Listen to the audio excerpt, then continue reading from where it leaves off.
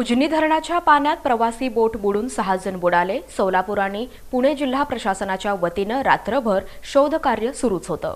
सोलापूर आणि पुणे जिल्ह्यात असलेल्या उजनी धरणात करमाळा तालुक्यातील कुगाव ते इंदापूर तालुक्यातील कळाशी या दरम्यान मंगळवारी सायंकाळी वादळी वारा आल्यानं प्रवासी बोट हेलकावे खात उलटली। या दुर्घटनेत करमाळा तालुक्यातील झरे येथील पती-पत्नी, त्यांची 2 लहान मुलं तसंच कुगाव येथील 2 असे 6 जण बुडाले। बोटीतील वाचलेल्या तरुण पोलीस अधिकाऱ्यानं ग्रामस्थांना आणि स्थानिक प्रशासनाला माहिती दिल्यानंतर ही घटना उघडकीस आली। करमाळा तालुक्यातील कुगाव इथून ही बोट इंदापूर तालुक्यातील कळाशी या गावाकडे जात होती। बोटीत कुगाव आणि झरे येथील 7 प्रवासी होते। बोट धरणातून इंदापूरकडे जाताना जोरदार वादळी वारा सुटला।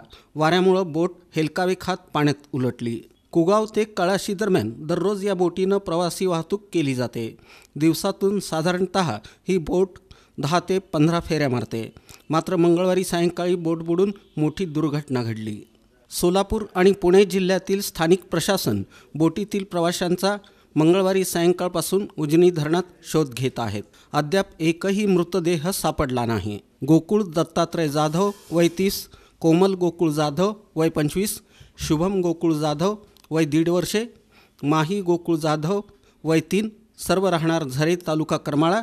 कुगाव येथील अनुराग अवघडे वय 35 आणि गौरव डोंगरे वय 16 अशी बोट उलटून बुडालेल्यांची नावं आहेत। या बोटीत एक तरुण पोलीस उपनिरीक्षक होते, राहुल डोंगरे असं या दुर्घटनेतून वाचलेल्या तरुण पोलीस अधिकाऱ्याचं नाव आहे।